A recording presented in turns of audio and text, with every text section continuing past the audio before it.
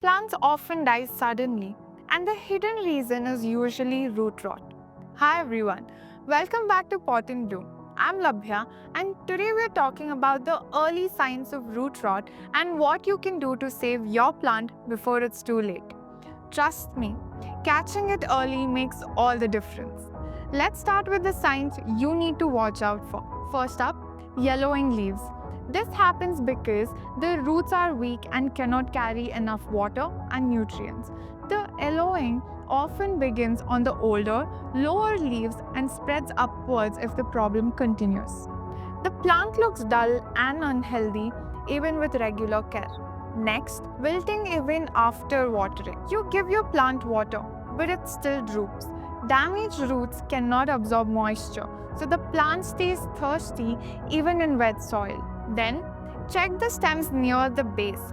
Healthy stems feel firm, but soft or mushy stems mean the rot is spreading upward.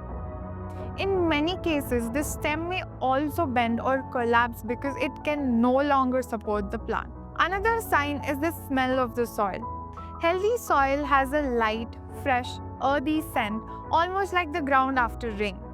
With root rot, the soil smells sour, rotten, or moldy because the fungi and bacteria are breaking down the roots. And finally, the clearest sign is unhealthy roots. When you slide the plant out, healthy roots look white and firm. Rotten roots turn brown or black, feel soft or slimy, and may even break apart when touched.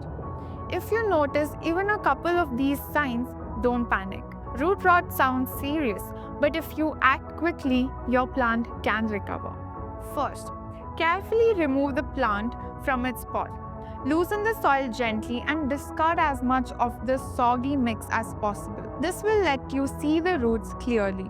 Next, inspect the roots closely.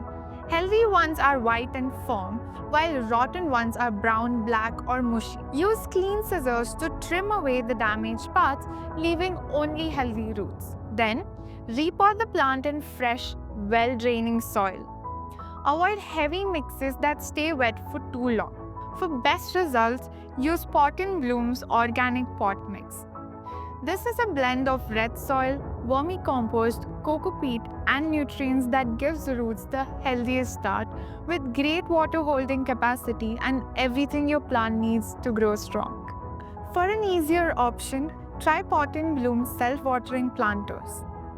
The built-in reservoir delivers just the right amount of water, protecting roots from staying waterlogged.